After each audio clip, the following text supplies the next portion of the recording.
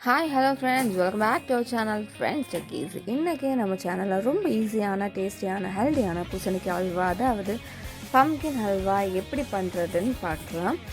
வாங்க வீடியோக்குள்ளே போய் பார்க்கலாம்.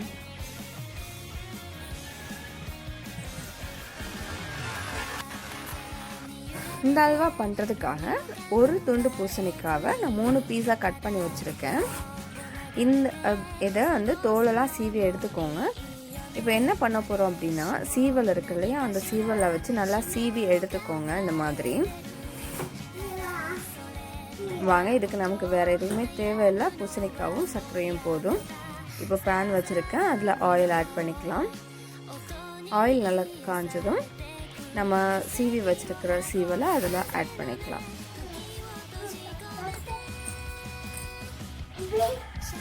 ஆட் பண்ணி நல்லா கிளறி விட்டுக்கோங்க.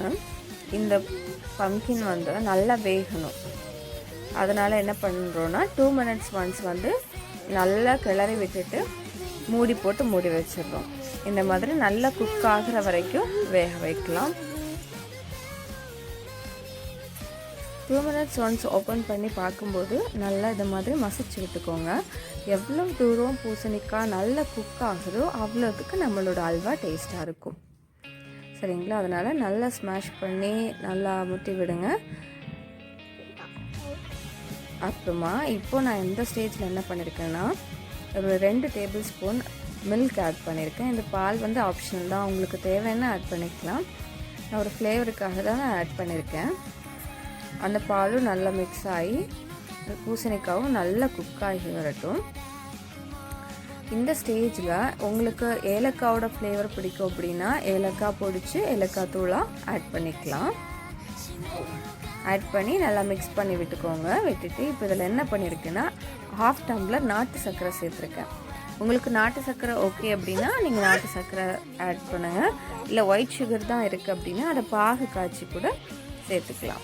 இப்போ நாட்டு சர்க்கரை ஆட் பண்ணதும் கொஞ்சம் திரும்பியும் தண்ணி விட்டுருக்கோம். அதெல்லாம் நல்லா வற்றி வர வரைக்கும் திரும்பியும் கிளறி விட்டுட்டே இருக்கலாம்.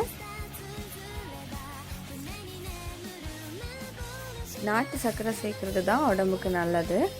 அதனால தான் நம்ம நாட்டு சர்க்கரை சேர்த்துருக்கோம்.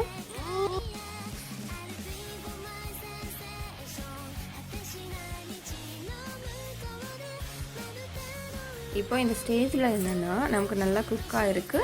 இப்போது ஒரு டேபிள் ஸ்பூன் கீ ஆட் பண்ணுறோம். நெய் ஆட் பண்ணிவிட்டு நல்லா மிக்ஸ் பண்ணி விட்டுக்கோங்க. இப்போது நம்மளோட அல்வா சூப்பராக ரெடி ஆகிருக்கு.